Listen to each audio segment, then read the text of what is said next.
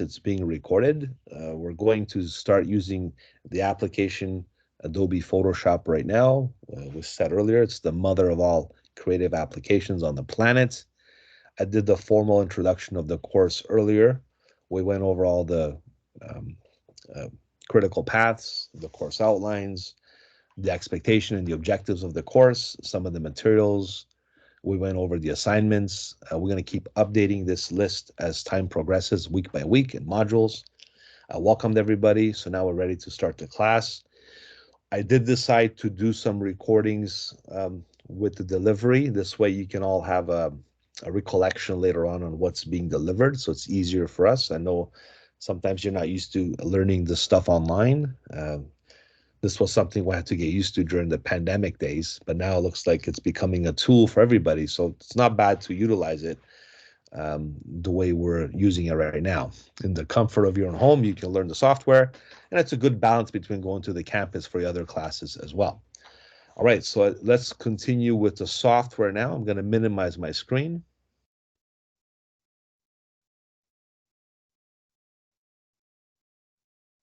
So this is Photoshop right here. Okay, it's got the PS icon. If you haven't downloaded it yet, make sure you do from your Adobe Creative Cloud. The latest version is Adobe Photoshop 2023. Now, when I first used Photoshop, it was version 3.5. And that's when they first introduced layers. I don't know if some of you used Photoshop before, as I saw in the chat there. Photoshop didn't have layers when it first came out. It had alpha channels, which means you had to use selections, cut and paste methods to get things done.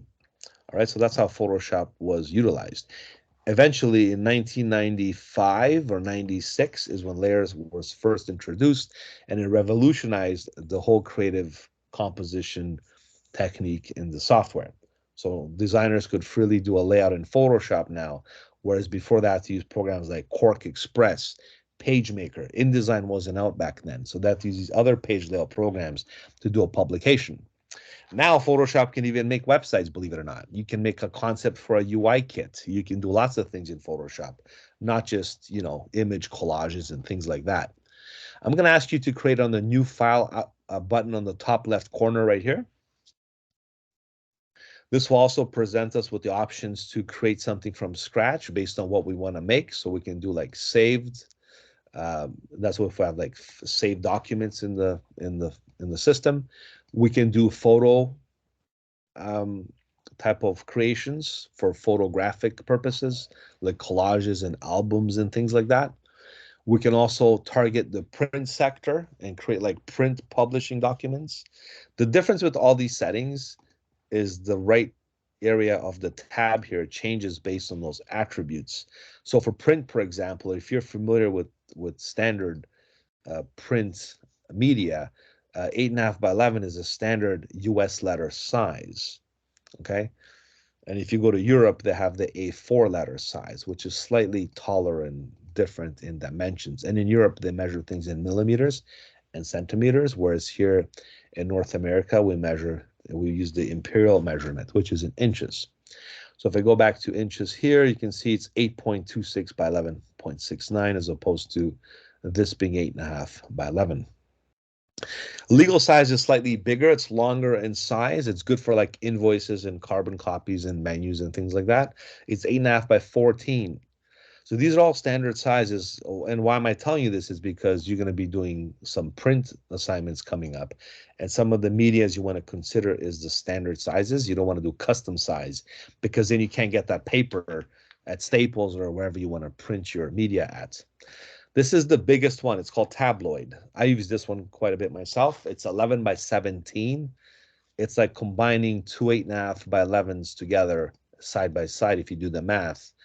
8.5 plus 8.5 is 17, and 11 stays fixed as the width or the height. You can change the orientation any way you like, and that's how you get your document set up from scratch. Then you have art and illustration. This is when you get a little more creative with the program and you do some of your own design based on a 1,000 pixel grid or a 2,000 pixel grid. You can do lots of nice stuff with a stylist or other methods of drawing and painting in the software. Then you have the web category. This is when we create some mock-ups for websites, for example. This will be one of your maybe close to your last composite assignments. You're going to build a website in Photoshop as far as the interface goes, and that'll segue our way to the UX UI class for next semester, because I'll be teaching you Adobe XD, and I'll be teaching you how to make mobile apps and prototypes for mobiles apps and websites and stuff. So this is a good way for us to get acquainted with it right from Photoshop. We're not gonna focus on mobile design this semester. More like next semester we'll do that. For now, it's gonna be desktop websites, just like you're learning in your other HTML class with Felice. So you have a web large size, which is 1920 by 1080. You have a most common size, which is 1366 by 768. So between these two is what you want to select. You also have a medium size and you have a minimum size. Websites, when we first started making them back in the, let's say, early 2000s, they were like 800 by 600 pixels. They were quite smaller than the ones you see here. So as time progresses, as we move forward with technology and video cards and computer processors, everything becomes a little bigger. Right now we got 4K televisions and 8K. And I think I've seen some 16K. So just the pixels get more denser, the more concentrated, and the media gets larger. That's all that means. So we're still in the 2K spectrum as far as design is concerned. And of course, there's the mobile sizes as well.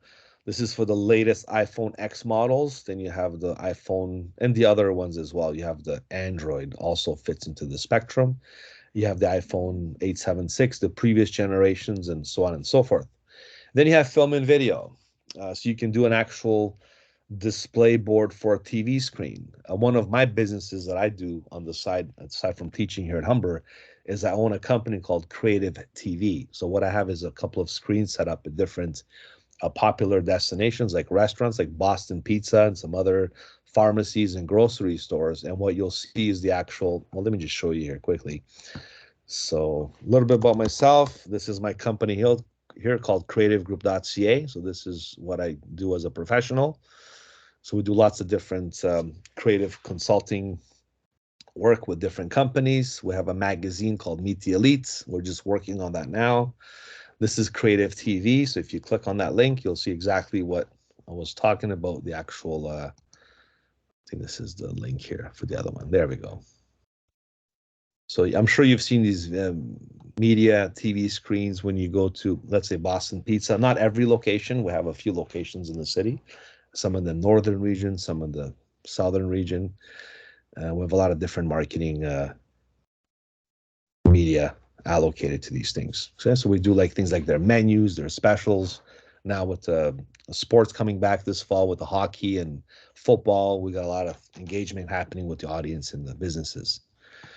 All right, and this is, where's the other one here? We have a little bit of a creative work over here. So you can see some of the stuff we've done. These are like web platforms and directories. Some of their print advertising, just an array of things that we can, showcase our clients. This website's like a very simple, just presence really. It's not something we put a lot of work towards. I'd like to maybe do some more work when I have some time actually. And this is our creative team. Okay, so these are some of the people I work with. We have a professional writer. We have some senior graphic designers. There's myself right there in the middle. And we have video editors. Tiku, for example, worked for like Marvel movies and films and stuff.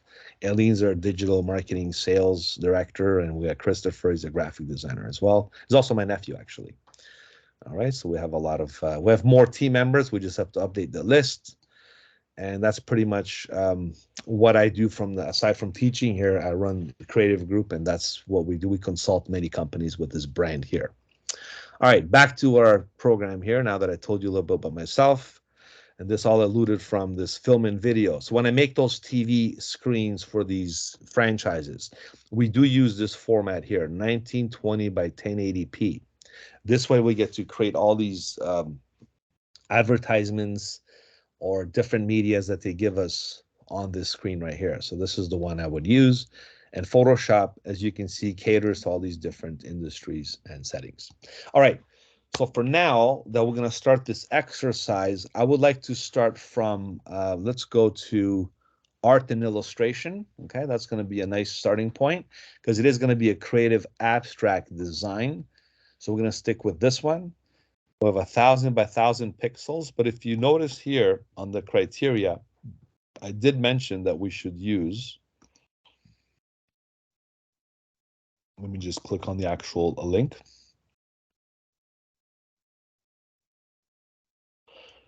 8 inches by 8 inches in width and height.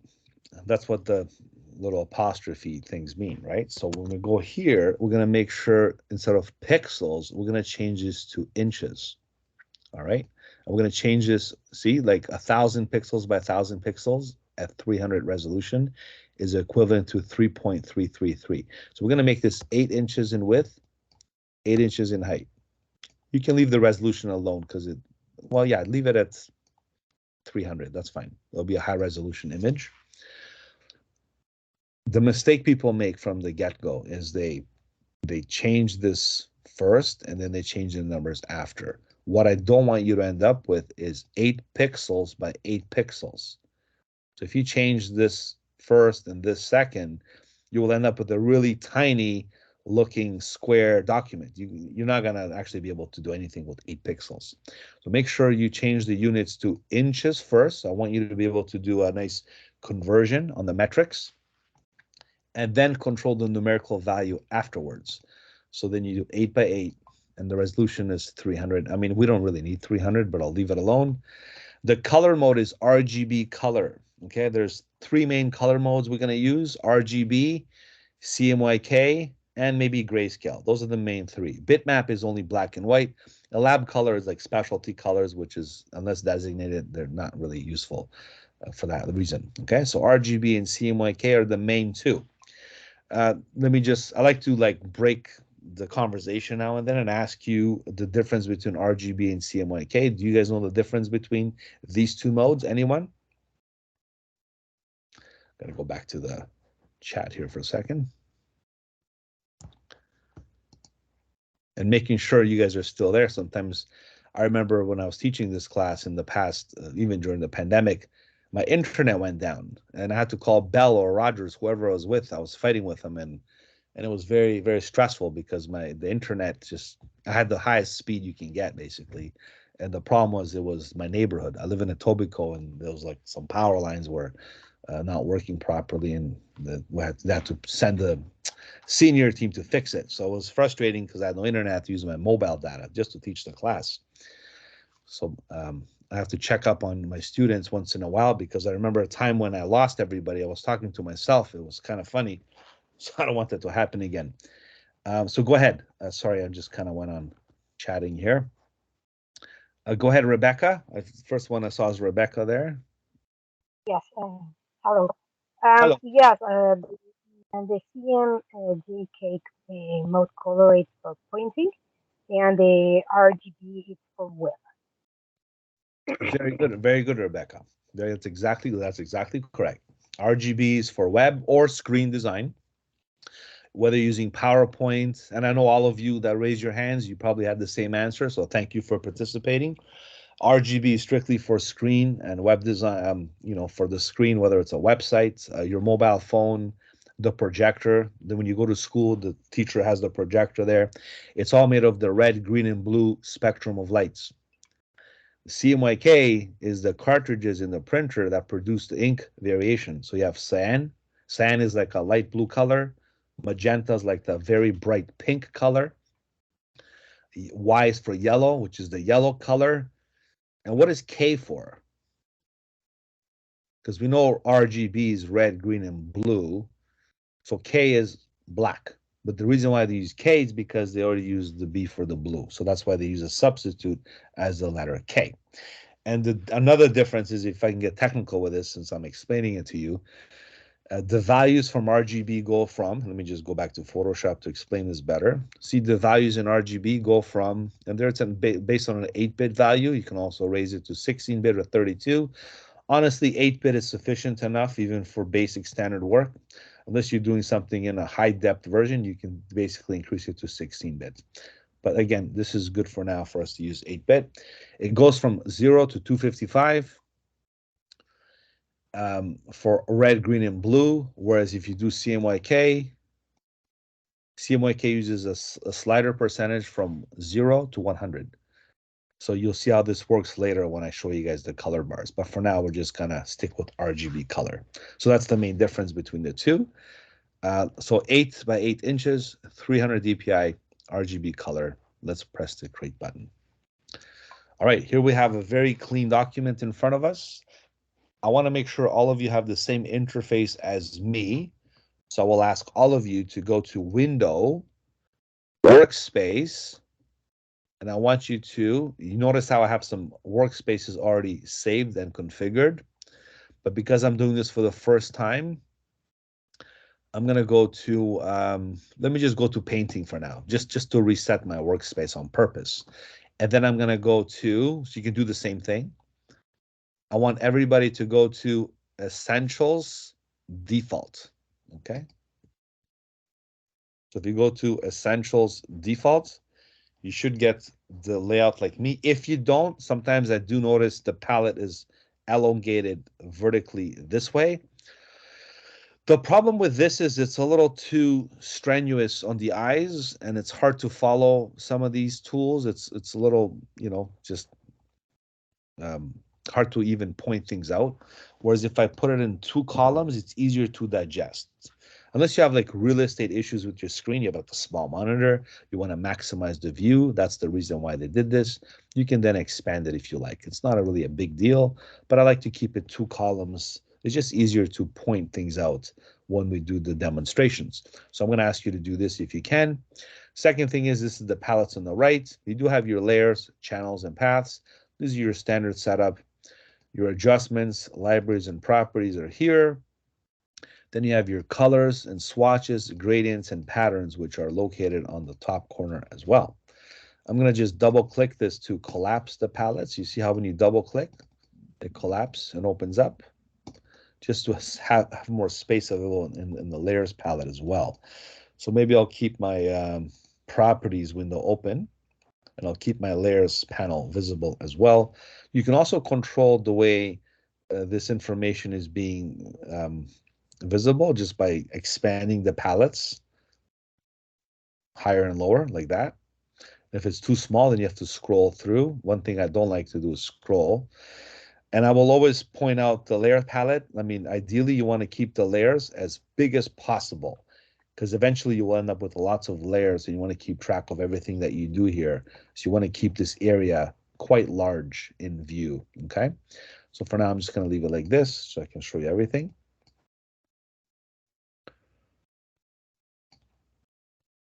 Adjustments. All right. Another thing, if you don't have this view here, make sure again you go to Window, Workspace, okay, Essential. What I want you to do next is to save this, because next time you open Photoshop, you don't want to do this all over again. You want to make this go a little faster. So the way to save the workspace, they changed the terminology. It's called New Workspace. New workspace means you're saving the existing workspace to become the new workspace. So that's what new means, like save, basically. So new means save. So click on new workspace, and then you call this your current workspace. We're going to call this fall term 2023 Photoshop workspace. I know I'm being very descriptive here because I have other ones that I've done before. You can call it whatever you like. Call it, put your name, call it Jamie's workspace, whatever workspace you want to keep it more user-friendly for yourself, that's fine. You can also include the keyboard shortcuts, the menus, and the toolbars. Not really necessary, but if you can, I mean, it doesn't hurt, I guess. Click Save. And going forward from now on, if you go to Window, Workspace, you should see your fall term 2023 Photoshop workspace right here. It's funny, I already have a fall term 2023 setup here.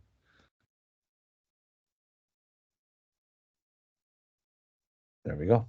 Okay, so that's how you can calibrate the workspace. Now, Photoshop, ever since 2008, it changed actually the whole Adobe Creative Cloud. It changed their interface drastically. That being said, a lot of these palettes are sticking together. Okay, so the docks and everything is kind of like a sticky method, which means you have to pull it out like this. Okay, so this becomes a floating palette. And to fix it back, you have to basically snap it back in. See how it turns blue? That's how you snap it back, and you can change the orientation. It gets some something to get used to, but this is how they maximize the workspace environment with the software, which makes it very easy for you to resize it and that kind of stuff. You can do multiple windows at the same time. As you can see here, I'm looking at Teams and I'm looking at Photoshop together in the back end. So you can kind of control things and maneuver things back and forth, right? So this is why they did this. But because before everything was floating, like Photoshop, if I taught you Photoshop CS3, let's say back in 2005, a lot of the windows, and look at this, this is the floating window, it'd be floating like this here. So everything was floating. The benefit of floating windows is you can drag and drop from one window to the other. Now you have to literally pull it down like this, basically untangle it or undock it, do the drag and drop if you have two images side by side, and then put it back by dragging it and letting go, tabs it back in. And one way to access multiple files is from the window menu, and I'm going to show you this later. You can access multiple files that you have open in Photoshop at the same time, because sometimes it's hard to see things all together. All right, so that's how we start this process here. Now that we got comfortable with the basic settings in the environment, we're ready now to begin the exercise. Any questions before I begin?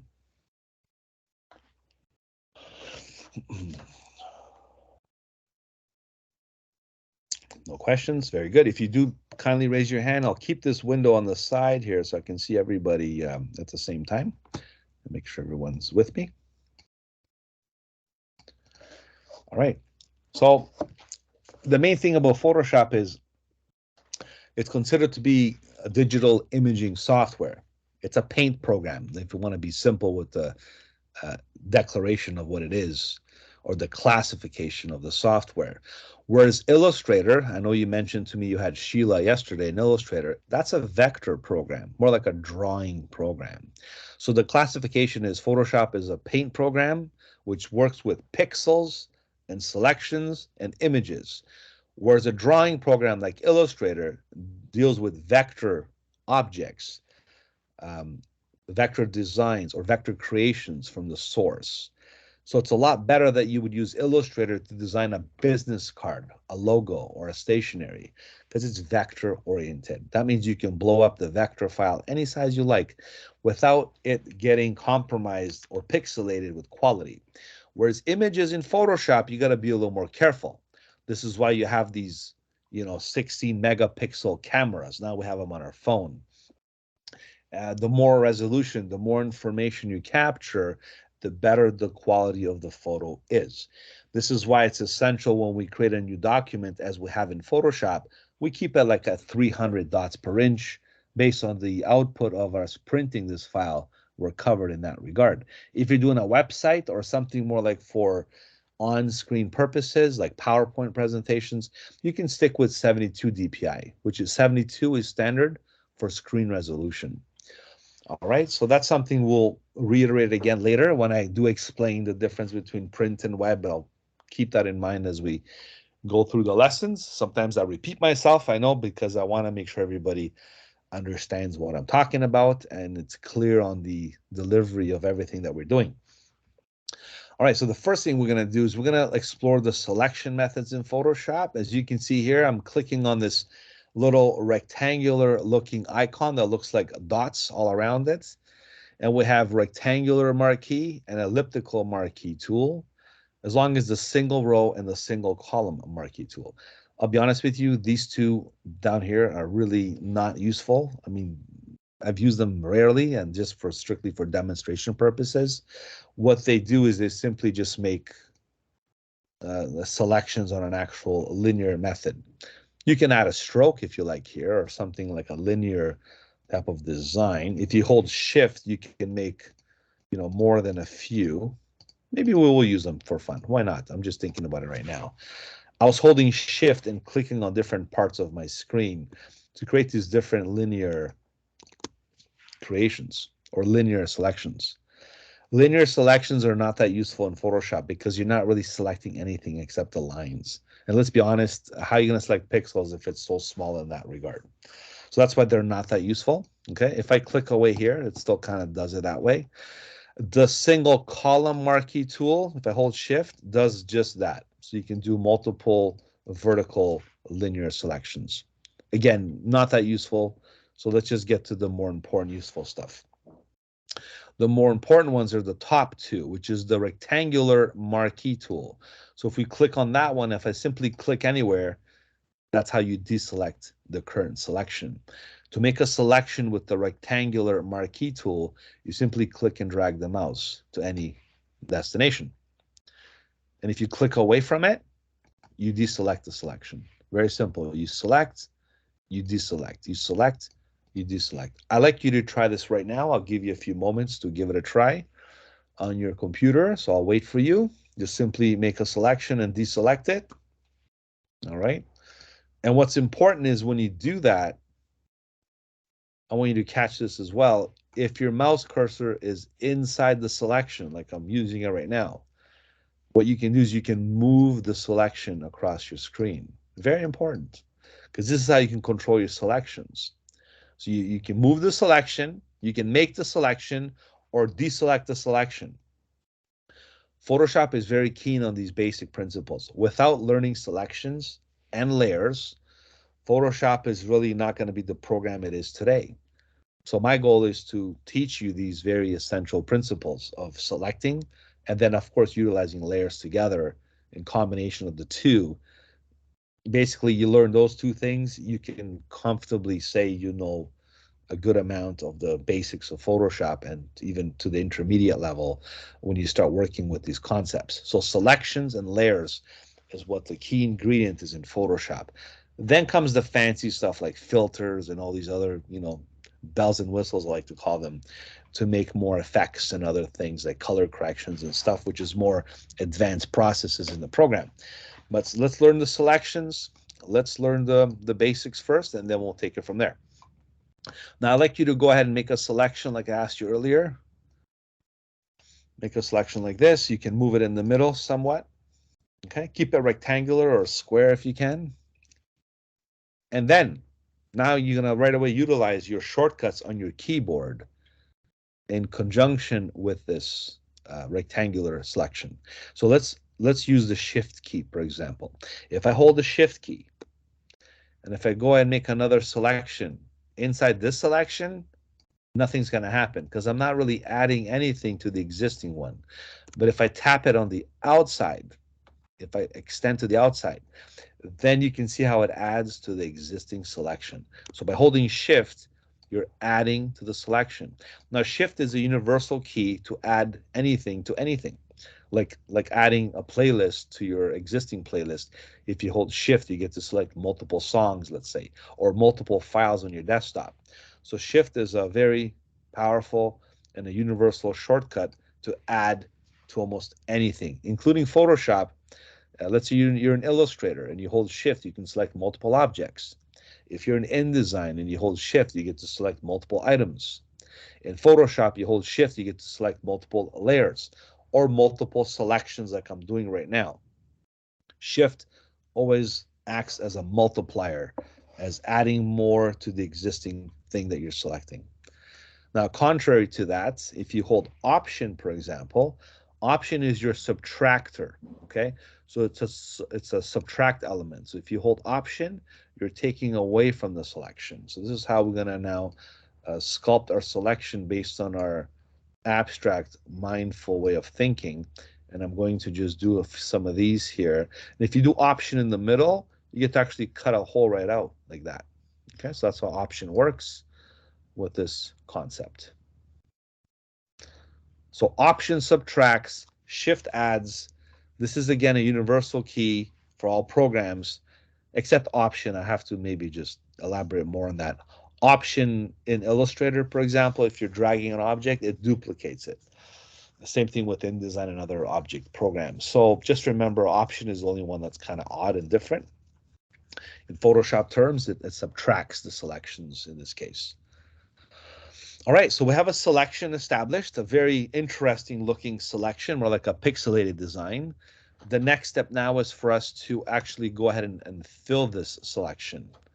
To fill it, we're going to go to the Edit menu.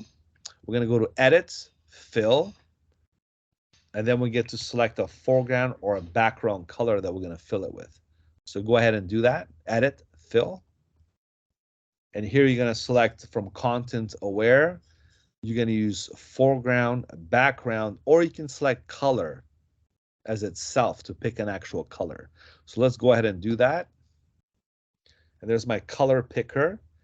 Now I get to select an actual color of my choice. I'm going to go ahead with this purple here.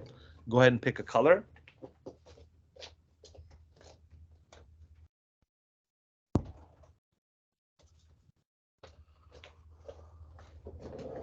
And then click OK. This color will be now a normal application of the blend. That's something we'll get into another time with blending. And the opacity will be 100%, which is normal. Okay, so just leave this at default. Click the OK button, and you'll see this nice color application on your selection. Notice the selection is still being active or selected. And there comes a time where you have to deselect the selection by simply clicking away from it with the existing selection tool, or better yet, go to Select. See, Select is so important that it even has its own menu. You can then go to Deselect to deselect the selection. And that's how we have this nice little abstract design done so far. Now we're going to take this a step further, obviously. So for now, we're going to incorporate another selection method, and then, keep building this abstract design. Before I continue, I want to check up on everyone. So I'm going to quickly go back to Teams and see how everyone is doing.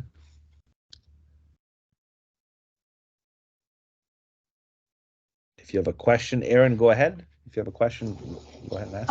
I just wanted to confirm, I think for PCs, the option is Alt. Yes, very good. Okay, cool.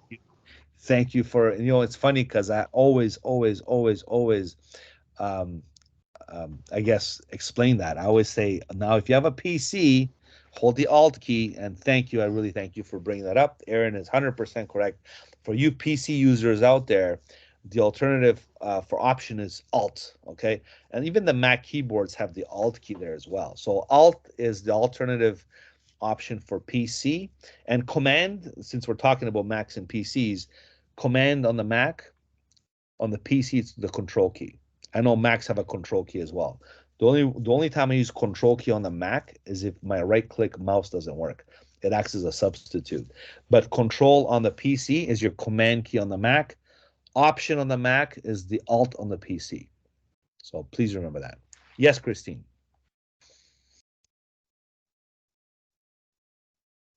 Christine, do you have a question? Yes, sorry, I was pressing the wrong buttons here.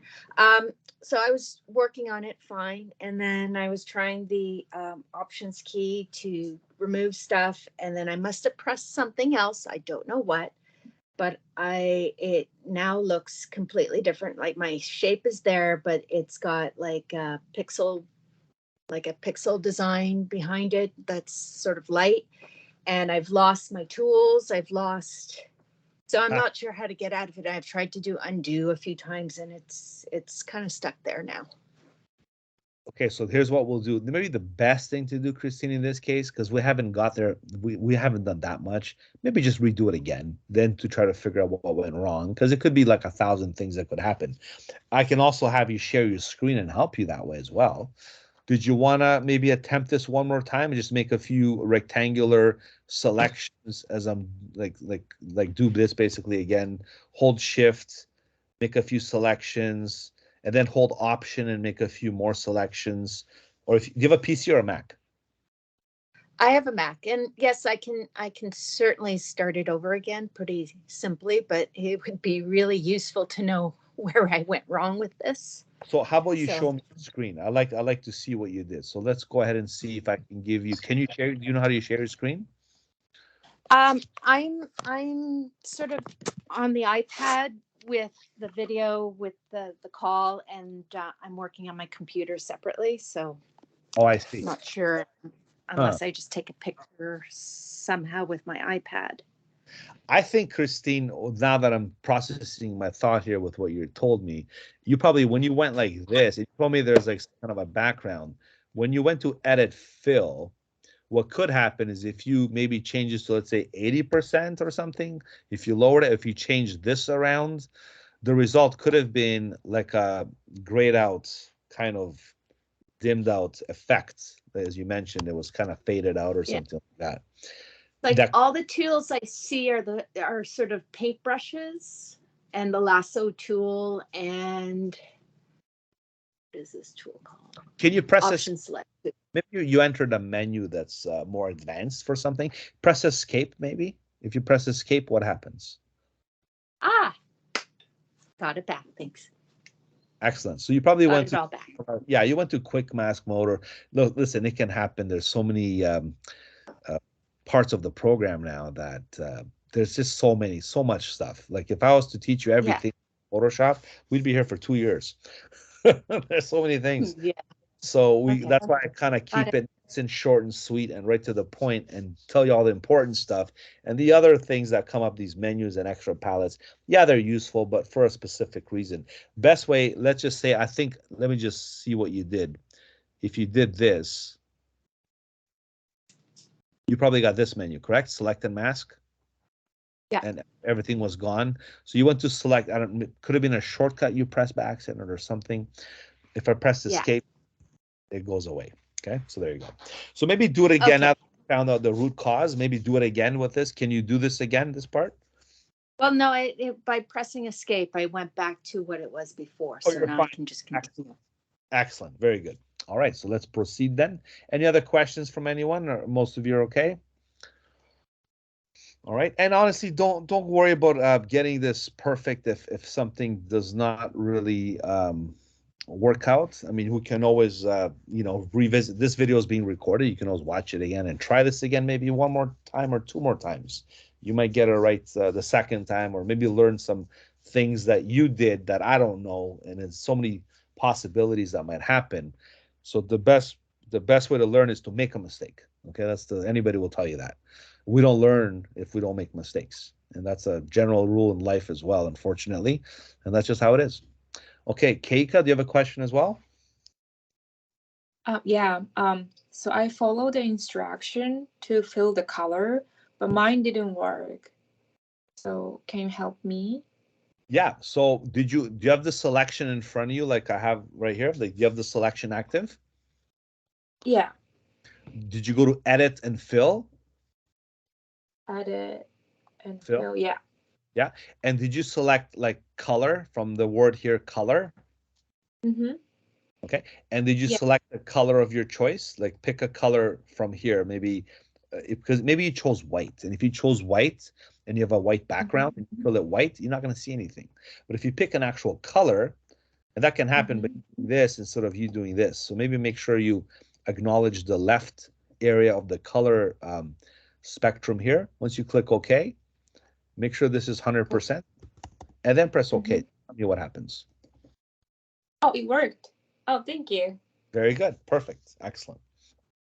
Well, I'm very glad that I can help you guys remotely like this. Usually it's so much easier if I'm walking around in the classroom and looking at your computer screens than me, doing this kind of from the whim on my head. But I'm glad it's working out so far. So that's good. We'll keep it going. This is why I think recording these videos will help you. Now that I look at it more, it's beneficial to everyone.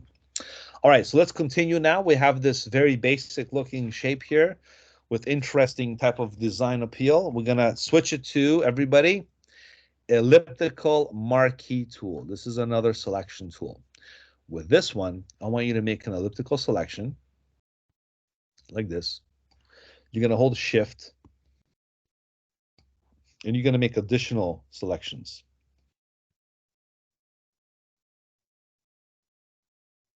See what I'm doing? I'm holding shift and I'm making multiple circles. It's like polka dots, right? We're gonna do polka dots and we're gonna do multiple selections on the screen. So as you can, and they're not perfect circles because if you do one circle to keep it perfect, you hold shift. But if you keep holding shift, Photoshop switches to the multiplier mode, which gives you multiple elliptical selections like these. Okay, so once you have the multiple circles on top of your existing design, and again, this is an abstract, so it doesn't matter what it looks like. It doesn't have to look like mine at all. It can look totally different. It's fine. This is like a learning curve for us to learn the basics of the program and how selections work. I'm just gonna nudge it a bit this way. Notice how I'm inside the circle when I do this. You don't have to do this, by the way, okay? And again, I'm gonna go to Edit, Fill, okay, back here again, and I'm going to show you a quicker way to do this, by the way, okay? I'll show you other fill methods that are very applicable in Photoshop. For now, I want to teach you the menu-oriented method because it's easy to follow, and it's procedural with everything that we're doing. So click on Fill. You're going to click here and click again back on Color. See, I know it's tedious, but you got to go click, and then this comes up. Because if you assume it's going to show up by itself, it won't. You have to literally click on the tab and then click on color again to get the color bar to show up. Now I'm going to go ahead and click on a different color, maybe an opposite color of some kind or similar to, like a green, for example. I'm going to click OK. This time the opacity, I'm going to change it to, I don't know, maybe I'll do 70%, okay? 70%, and I'm going to do normal, okay? Normal blend mode. Color 70%. I click OK, and I'm going to get these little opaque looking green circles on top of my existing design. And if I click away, I deselect the selection. Okay. I deselect the selection, and the interesting thing is you have here multiple ways of selecting this existing design right here. And when I say multiple ways, I mean so far we've used the rectangular and the elliptical tool, but these are like the very basics. And I can tell you from my own perspective, even the basic selection tools work better sometimes than the advanced selection tools to get a faster result. But sometimes if you do have a selection already there, what most professionals like to use is this tool here. So if you click on the next one down, it's funny because if I taught you this 10 years ago, this tool would be at the forefront. It wouldn't be at the bottom. It'd be the first one there. It's called the Magic Wand tool. The Magic Wand by far is the most favorite tool of all by most professionals. Well, it used to be favorite. Now it could be a mix between this one and probably the object and the quick selection tool because it became more robust these days with the selection and the intelligence that Photoshop has. But let's go and stick with the classics here because they work just as good. The Magic Wand tool, this one selects things just by clicking. So if you click inside this green little circle here, it'll only select this green little part. If I click on this blue part here, it'll select all the blue parts that continue and end where this doesn't overlap. So notice how it stopped here and it stopped over here and it didn't catch this blue here. So you can try different clicking areas to see how this selection method works, okay? Now, why am I showing this? Is because this is an alternative way to select. So if I select, let's say, this little green circle here, if I want to select both of them, I got to hold Shift and select the other one as well. So Shift again acts as a multiplier. So I go Shift click, Shift click, Shift click, Shift click. You can add to the selection. If you click on the background, it selects the background, which is the white in this case. Not the white squares, but the white background. So let's go ahead and select the white background. So make sure the white background is selected. Okay, and now I'm gonna go back to Edit, Fill, pick the color again. Now you can also use foreground and background colors, and I know there's shortcuts like Alt Delete and Option Delete, but when I do that sometimes teaching this online, it does make some students fill their entire screen with the color, they lose all their work and panic starts to arise. So I'm going to keep using the menus for now. They're more safer in terms of the delivery. And later on, I promise you, I'll teach you the fancy, cool shortcuts, okay? So right now, just stick with the basics here. You can always go foreground and background. What foreground and background mean is this, the black and the white. Foreground color is the black default. Background color is the white default. So you can pick, let's say I go foreground color. So that's the black, okay? So if I click OK, well, I'm going to do 100%. 100% black. That's what foreground color means. That's what's going to happen, see? All right. And you can just deselect it after, and then you have these other variations happening. So that's good so far. And that's how you can select this multiple ways. Now, we're going to have a selection class next week with a more elaborate demonstration on images and other elements that we're going to use this. But for starters, this is a good way to get you acquainted with the Photoshop interface, the basic selection methods, and adding colors and fills. Once we master that, we can kind of move along faster that way, okay? Now, speaking of fills and colors and selections, I cannot ignore the paint bucket tool. This is the most traditional fill tool in the computer software world. So if you hold the mouse down, this is called the paint bucket tool. The way this works is if you click on any little color element, it'll change it to that color. But be careful, because right now black is our target color to change. So if I click on this white square, having black as a foreground color, with the paint bucket tool, it's going to change this little square to black. Okay, and if I do that for this little piece here, it'll change that to black as well. So you might want to be strategic on the way you do this. Okay, so in this case, maybe I'll do a few things here and there. All right, maybe this as well, and maybe this one as well. If you want to pick other colors, I would strongly suggest you go to the swatches up above. You can go to your RGB swatches or CMYK swatches, or go to your grayscale, or better yet, watch this. Click on the foreground color where black is, and you can pick on any color from the color picker. I think I need a yellow in here somewhere, or a nice bright orange just to brighten things up. So I'm going to go with this pastel yellow color. I'm going to click OK, and now my foreground color changes this yellow pastel, which means I can go inside these little white boxes and change them to yellow just by simply clicking inside of them. And I can definitely add some yellow here on the sides and maybe just have a multicolored type of design happening here.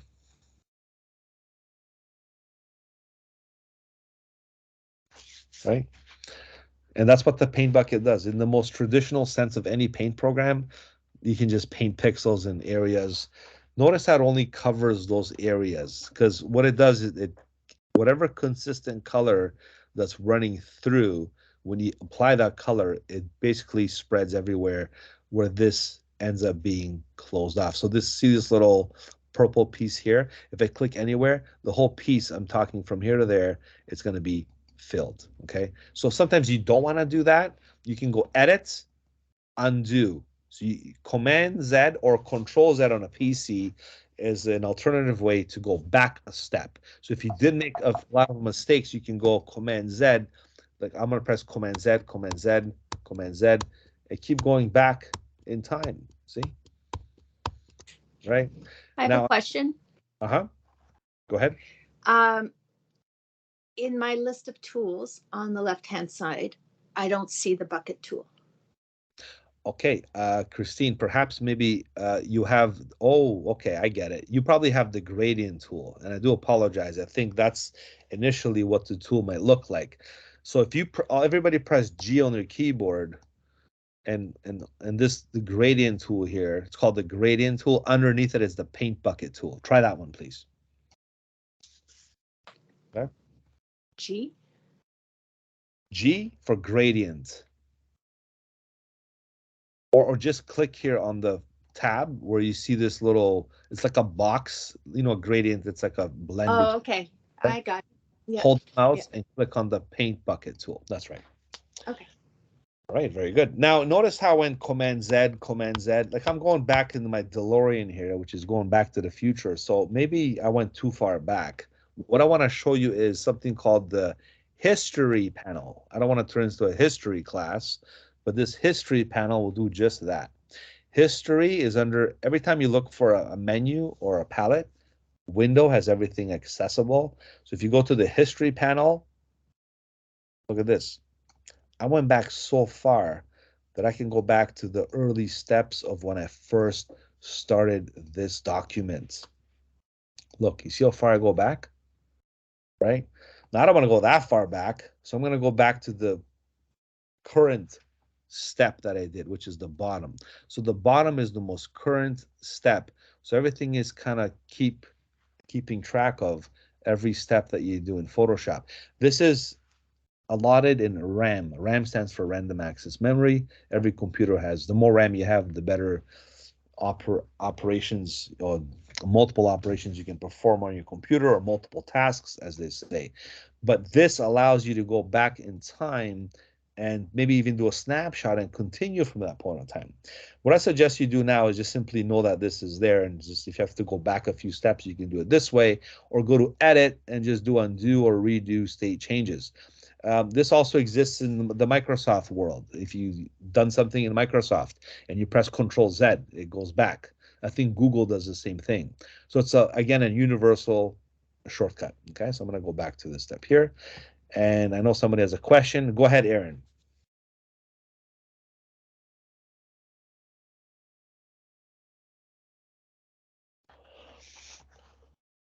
Aaron, did you have a question? I can't hear you. I think your mic is off or on. You want to type your question, maybe? Where's the chat here? I think there's a chat area.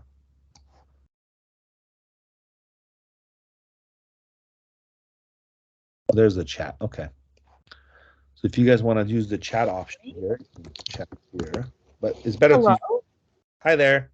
Hi. Oh my goodness. Okay. I have a question. My question is, I tried to move just like one of my circles or just one of the elements, and I tried using the direct selection tool and it didn't work, and I don't know what to do. You can't do that though, because we're not an illustrator. You can't just move a shape like that. It's What?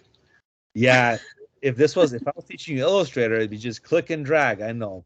The way you can move something is if you literally, like I'll show you right now, if I was to select, let's say, this circle here, and I'll hold shift, I'll select this circle as a whole, and then I use the move tool, and then I can move it around. But if you do that, it leaves like a white blank hole behind it. Why is that? Because the background is white. I don't suggest you move things around at this point, Aaron, but if you want to experiment, that's fine. The whole purpose of this is we're creating a very customized abstract masterpiece. So we're just kind of winging it, really. We're not really perfecting it, if you follow me. Okay. I'll teach you later on how to move things easily. If you have like layers and stuff, then it's not a problem. If you notice, this is one canvas. We're doing a Picasso right now. This is a one canvas approach. I can't move anything right now. It's a flat image, right? So the only way to move something is to select it and extract it the way I'm doing it now.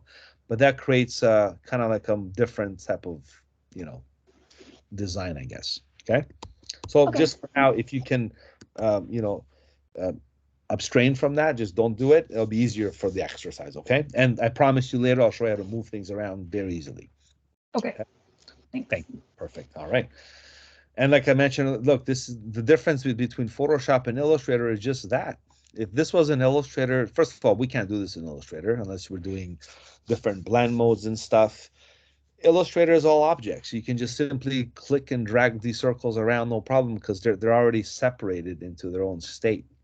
This is a one canvas thing. This is I mentioned Picasso there. It's like an artistic design where we're just throwing paint on top of what we're making, and we're not really it's like a paintbrush. Okay, we're not really editing stuff yet, but next week we'll do more editing, and the weeks after that. All right, so we're keeping this very simple for that reason, just to keep it basic and to get everyone acquainted with the software. Any other questions?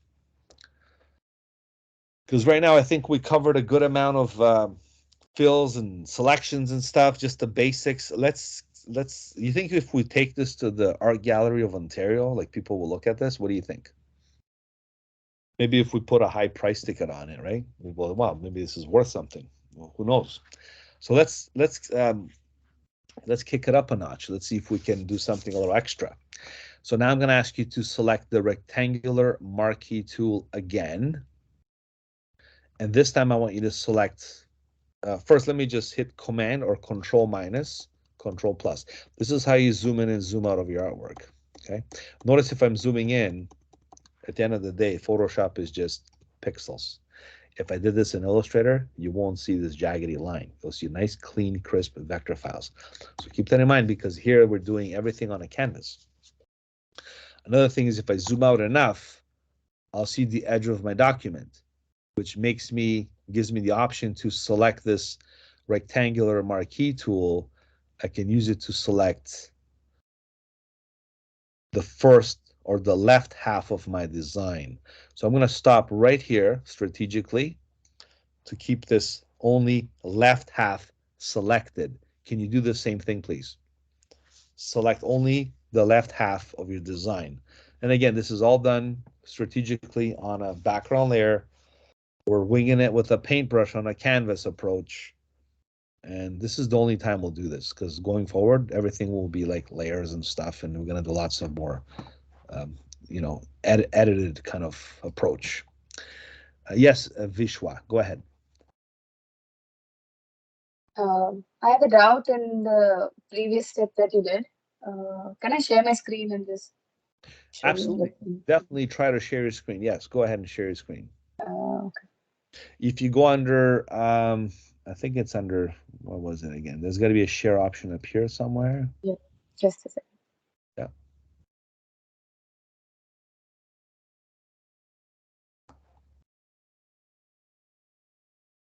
Can you see my screen? I can see your screen. Very good. Yeah, nice. Yeah. So I did this, Hmm? but I'm unable to select, like when I'm going to this magic wand, it selects the entire circle. Like it's not selecting the shape that you did back. Like it's not selecting just the path. Even if I Yeah, so the reason is I like your color choice, Vishwa, but the reason why it's not selecting that particular shade of orange is because it's very similar to the one that's with it. So here's what you can do. Go to the, you see with the part where it says tolerance 32 on the top of the toolbar? Yeah. Okay, change that to 5. Okay. And now try clicking on the desired orange color that you like. Okay, got it. So that basically reduces the threshold of the tolerance, which means now you're more, like you can go low as 2 or 1. It's going to be really, really specific in terms of the color. Default is 32, which gives you like a mid-range broad selection. If the colors are too similar, it'll select both of them, unfortunately. But you controlling the tolerance gives you that control. Okay? Okay, yeah, it works. Very good. That's a great question because I just covered a very important part of the software. So all these questions you're asking, I strongly encourage all of you to ask questions because we can all learn different things by asking questions, and that's how it works. So thank you, Vishwa. That was a great question, and I'm glad we were able to solve that. So different tolerance values, and we'll talk about tolerances later when we do other selections and stuff, and that's how tolerance works. It selects more color. Basically, think about it. The more you tolerate, the more you can kind of pick up. So there you go. Tolerance. Now, I have this half of the page selected with the basic rectangular tool. What I want to show you now is under the image menu. This is a very popular menu as well. Under image, we're going to go to adjustments. And there's something called invert. There's a shortcut. I think we can We're see. unable to see your screen, Milo. I have to, because when Vishwa shared her screen, mine automatically kind of disappeared. So I'm going to go ahead and share my screen. Let me just quickly go there. Thank you. There we go. Share. You're very welcome. Thanks for reminding me. There we go. All right. So here we go again. Can you see my screen, all of you? Yep. Perfect. Yeah. So you can see how I selected half of my design board here. and I'm going to go to the image menu. I'm going to go to adjustments, and I'm going to go to what's called invert. Invert means like opposite of what you're seeing. It's like a negative of a film. So if you click invert, it totally inverts the colors.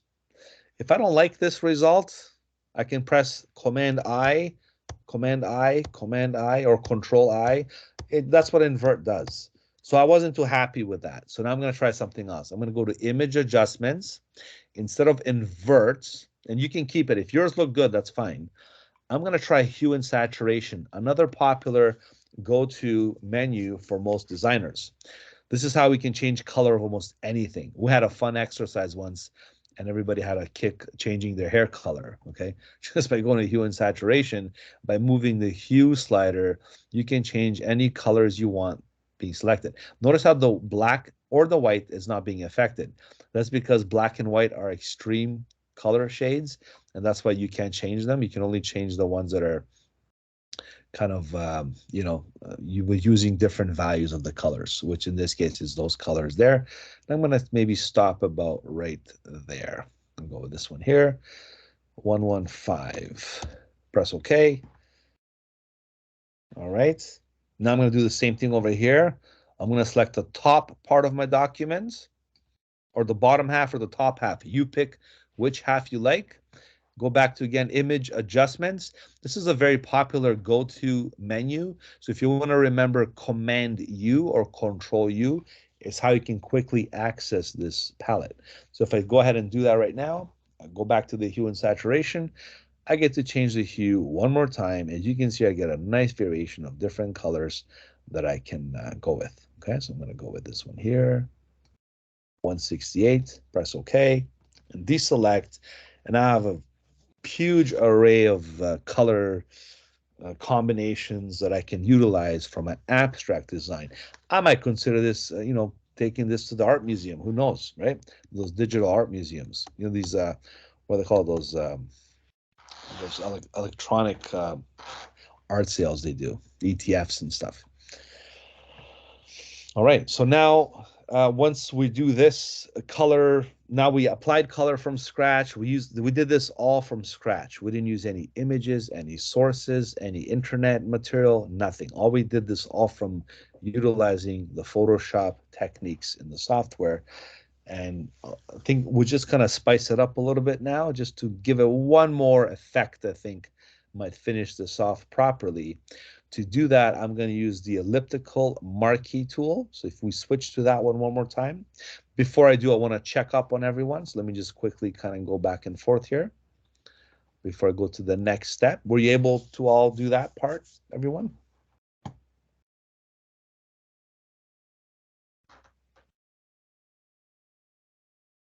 Can you please repeat the last step, the hue and saturation one?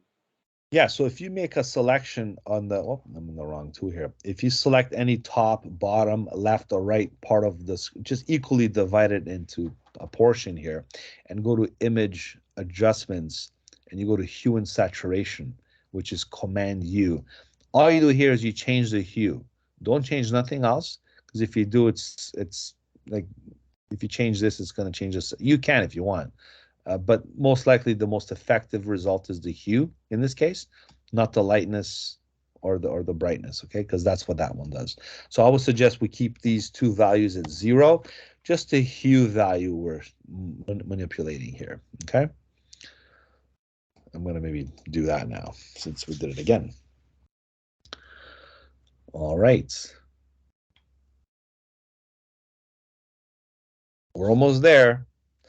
The next thing I wanted to do, the last step, I think, is for us to do a filter effect. What Photoshop is really known for, besides selections and layers and all these other fancy stuff, is the fact that it can use filters to really do some drastic effects. So for that one, I'm going to ask you to, again, make an elliptical marquee selection tool. I'm going to start from here. Look, from the inside of the edge of my artboard. I'm going to click and drag the mouse to make an elliptical selection, pretty much covering all of my art. Basically, I have a big elliptical selection encapsulating everything that I've done so far.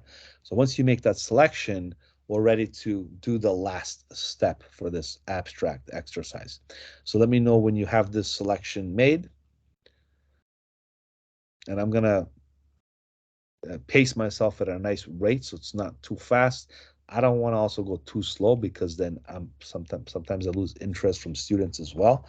So I want to keep a very healthy pace going forward and to get things done on time, because then we won't be able to finish what we're doing. So far, we're moving at a very, very good pace, and I'm glad that everyone is moving along quite well. And the questions you ask me pretty much is a good attestament to that as well. So once you make the selection here, the last everybody to do is go to filter. Okay, so filter,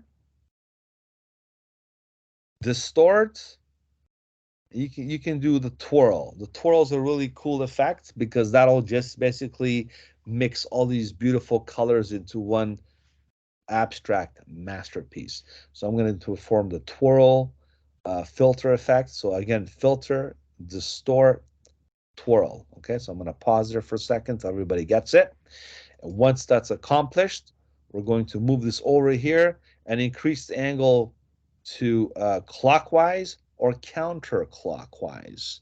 I'm going to go clockwise for now, and I'm going to go to 700 or so, 704, okay? 704, I'm going to click the OK button. And what's going to happen is all those colors and designs that we did are going to turn into this wonderful masterpiece that we created from scratch.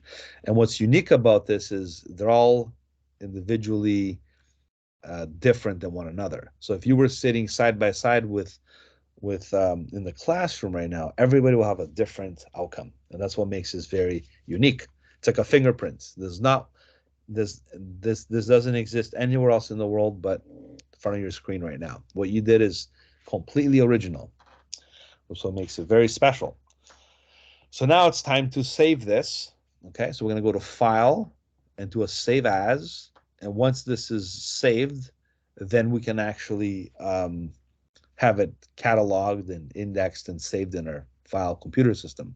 So let's go ahead and do that right now. Okay.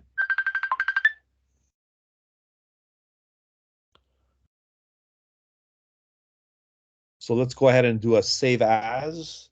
We're going to save it as a, you can call it basic abstract design. So we're going to call it basic abstract exercise. You can put the EX there. Alrighty, and that's going to save right on the computer. So if you go ahead and hit save,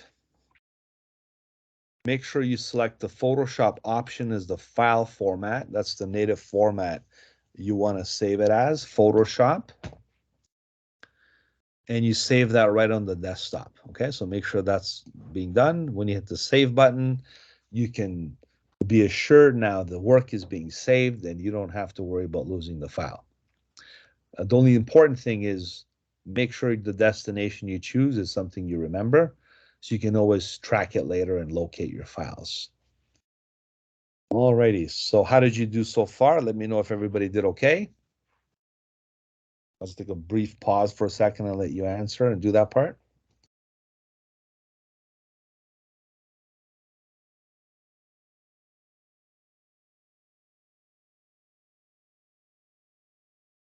I'm glad you recorded the video because I will need to go back and try this again.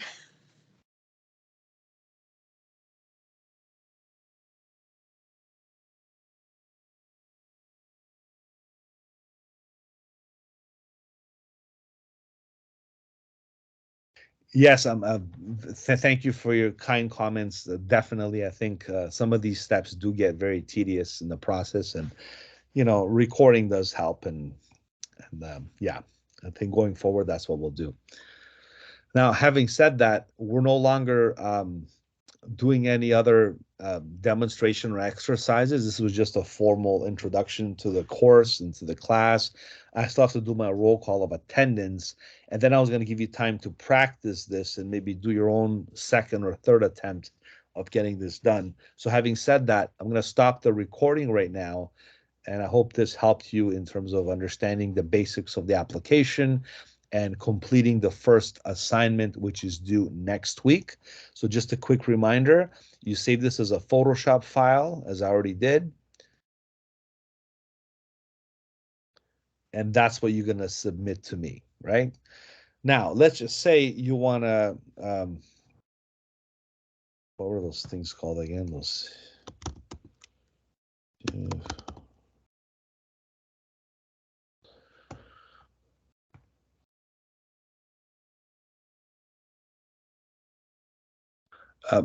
the actual, the little artworks that they make, those ETFs or EFTs. Are they EFTs? I think they're EFTs. Some of the students make those NFTs. NFTs. NFT. Oh my, thank you. There we go. NFTs. All right. So NFTs is something that some of my students like to make as well with this concept. You can see how much stuff Photoshop is being integrated with these NFTs. And some people are making millions making these NFTs. Now, I know it's a process. This is the most expensive NFT here. I don't know how much this would, $69 million this NFT costs, okay?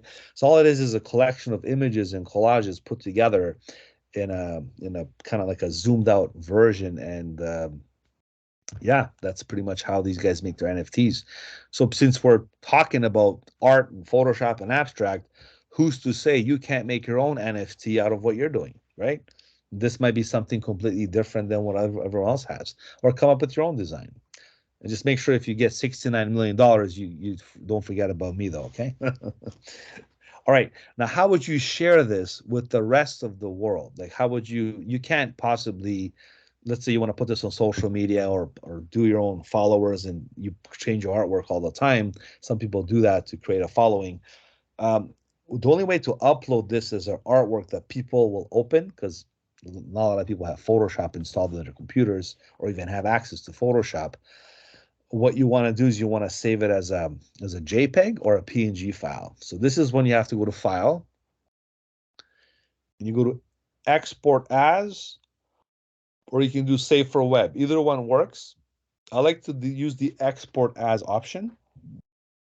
So when you export it, you're given an option of different formats from the right here, which is mostly suitable for web use or social media. So you can pick between JPEG, PNG, or GIF.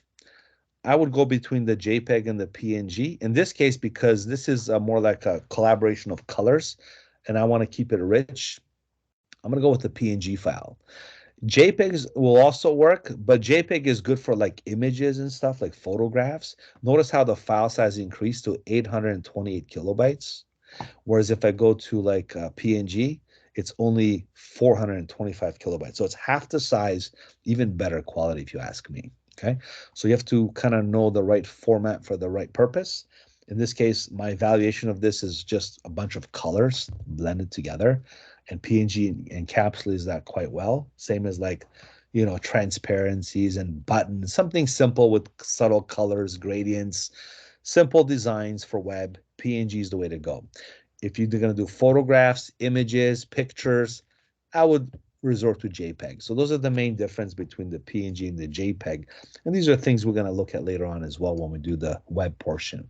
But for now, so you kind of know how to share your artwork with the rest of the world, why not? Since you can do it, you can select the PNG. There's no need for transparency because we have a black background here. Unless it was transparent, we could make it transparent. And we're going to go ahead and hit the export button. Okay, so when you hit export, we're going to again give it a destination to where this goes. So I'm going to select the desktop. We're going to call it the same name. The difference is the extension will be .png. So it's like a portable network graphic format. That's what PNG stands for, portable network graphic. And in case you're wondering what JPEG stands for, it stands for Joint Photographic Experts Group. It's the people that invented the format, and they pride their name and put it in there. It's a destructive format, so pretty much it deteriorates as you keep saving it over and over again, whereas this one kind of stays the same as long as you keep it as a PNG format. So let's go ahead and save that. And that's how now you can go ahead and share this, not just with us. This is a PSD file. This is the JPEG, sorry, the PNG. Notice there's no visual difference at all. The only difference is this one can be shared with the rest of the world. And this one is only for you to keep and edit as you keep opening Photoshop. Because if you double click on this, it's going to open Photoshop basically, even if you close this down, right? So if I double click on the Photoshop file, it opens up automatically the program that created the file, which is Photoshop. Same as InDesign, same as Illustrator, same as any native file that you have. When you double click on the file, it opens up the program. If I double click on the PNG file, what's going to happen? It's going to open up the preview program. This is the Mac application that comes in. If you're in Windows, it'll open up your, I think, Pictures program or something like that. Okay, so it opens up a very basic program to run the preview, right? So that's the difference between opening up a PNG as you open up a Photoshop file in this case, right? And here you can actually view it and see what there's other things you can do with it. Not much editing aspects from here except preview. There's a few editing tools, but really limited when it comes to comparing it to Photoshop, of course. Another way I like to preview stuff on the Mac is by holding the space bar. When you click on the space bar, it quickly gives you a preview of what the file looks like. Same as your Photoshop files. Most files the Mac can understand of what they are. Here's the menu we did on one of the screens. Here's the thing there with the tools. So I'm just holding the space bar. I'm pressing it back and forth to do all these things. Okay, so basically that's how. So there's some logo exercises we did the other day in the other class. We can see here. See, if I just press the space bar, it just opens different logos like that. Space bar, space bar. It's a nice quick way to reference things that you want to see. Now, I'm not giving you an intro to Mac crash course. I would have done it if I saw you in the Mac lab, but you can also increase the icons on your preview this way. Don't forget you have a list view, icon view, just to keep your file management at bay. Very important, because if you don't have proper file management skills, it's going to affect your design skills as well, like delivering the files, etc. So make sure that's all up to date. And I'm going to stop the recording now because I think we're past the 2-hour mark, and that's well enough into the lesson that we have recorded. I want to keep it also user-friendly in terms of downloadable. So thanks for watching. I'll see you guys in the next video.